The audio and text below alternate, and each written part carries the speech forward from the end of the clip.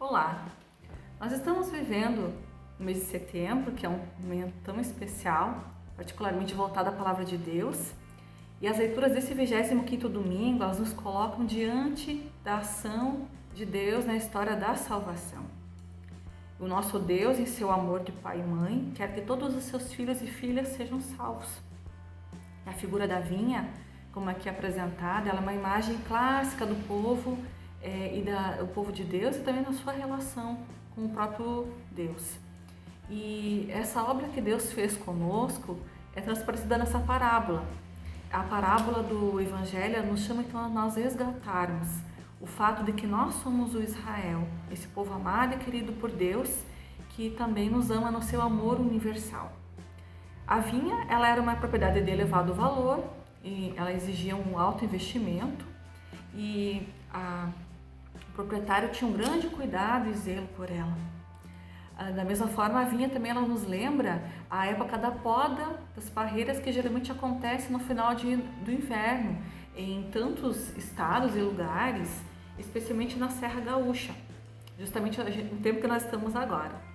E quando as plantas elas começam a apresentar os primeiros sinais de que as raízes estão ativas, de que elas estão absorvendo a água do solo, acontece nesse momento a famosa poda e depois disso também o próprio choro das plantas, o lacrimejamento, que justamente é para poder estimular a brotação delas.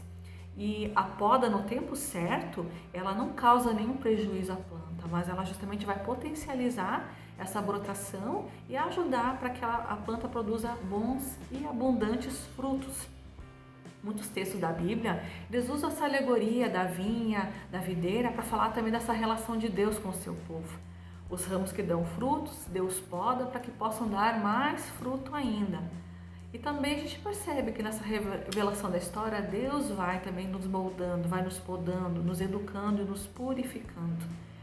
E esses frutos da justiça, que Deus também quer que a gente produza, que também é o próprio acesso ao pão, à educação, à saúde, ao trabalho, as próprias políticas públicas em si, elas nos desafiam também a gente a fazer o que Jesus fez, que é dar a vida pelos outros, que é lutar por um mundo de fraternidade, de paz e também de comunhão.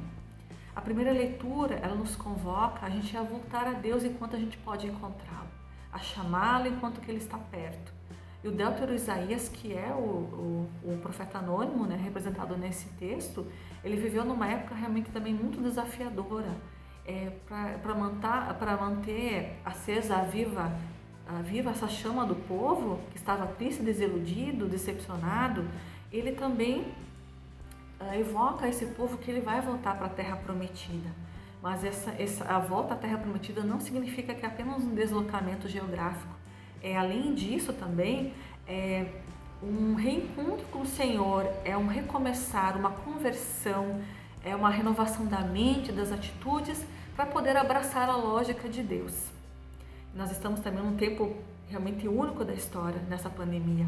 Estamos sendo forçados a ficar em casa, a rever nossas atitudes, a assumir um novo vocabulário, a nos recriar até diante das próprias tecnologias, a cuidar mais de nós, a cuidar dos outros, a cultivar uma espiritualidade, o amor ao próximo de uma forma diferente.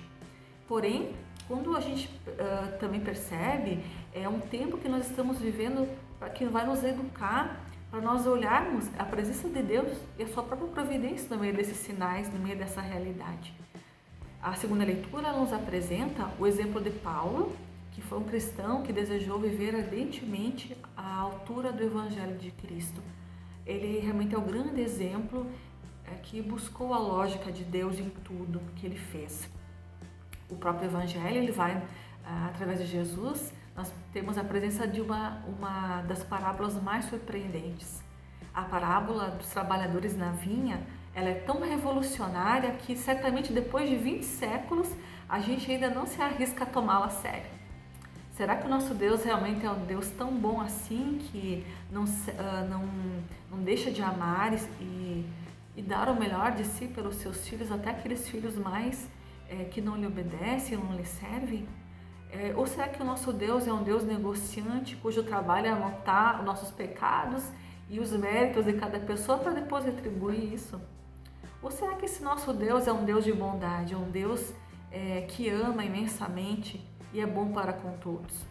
Todos os nossos valores, os nossos esquemas, eles caem por terra diante desse amor livre de Deus. E as próprias palavras do Evangelho que nos questionam: por acaso eu não tenho o direito de fazer aquilo que eu quero com aquilo que me pertence? Ou estás com inveja porque eu estou sendo bom? O quadro que a parábola nos apresenta, ele reflete bastante a realidade social e econômica da época de Jesus. A Galileia que vivia momentos difíceis e que muitos camponeses, por causa da pressão fiscal, das más colheitas, perderam as terras que pertenciam às suas famílias e acabaram então oferecendo a sua força de trabalho para grandes proprietários, que geralmente contratavam essas pessoas para trabalhar nos seus campos ou suas vinhas. Normalmente os patrões eles já possuíam os trabalhadores que eles tinham com confiança e geralmente contratavam esses por primeiro. A parábola depois ela vai também nos propor, a partir de Mateus, uma iluminação para uma situação concreta que estava acontecendo na comunidade de Mateus, que era a entrada maciça de pagãos na igreja. Alguns cristãos de origem judaica não conseguiam entender que os pagãos vindo de outros lugares, vindo depois deles, tinham acolhido a proposta do reino e também tinham os mesmos direitos que eles. Mateus deixa claro aqui que Deus oferece o seu acesso, o seu amor a todos e o acesso ao reino para todos, sem exceção, porque o amor de Deus é igual para todos. Para Deus não há marginalizados, não há excluídos, não há indignos. O senhor da vinha, o proprietário, ele representa a Deus aqui. E um Deus que também, um Senhor que contrata trabalhadores em horários diferentes, que paga todos conforme o combinado, um denário por dia, que é um salário justo até então para a época. Os trabalhadores contratados, eles reagiram contra o patrão, resmungaram, porque viram que os que trabalharam pouco tinham ganho o mesmo salário, o mesmo valor que eles. Na realidade, essa injustiça do Senhor, ela serve para provocar aqueles que estão ouvindo a parábola, para poderem abrir o coração, abrir a mente e dar um novo salto de compreensão. Porque Jesus aqui não tem intenção de falar sobre o problema do trabalho, o problema do salário, mas ele tem a intenção aqui de falar sobre a ótica do reino de Deus. O reino de Deus não existe desempregados, porque todos são chamados para fazer parte desta vinha.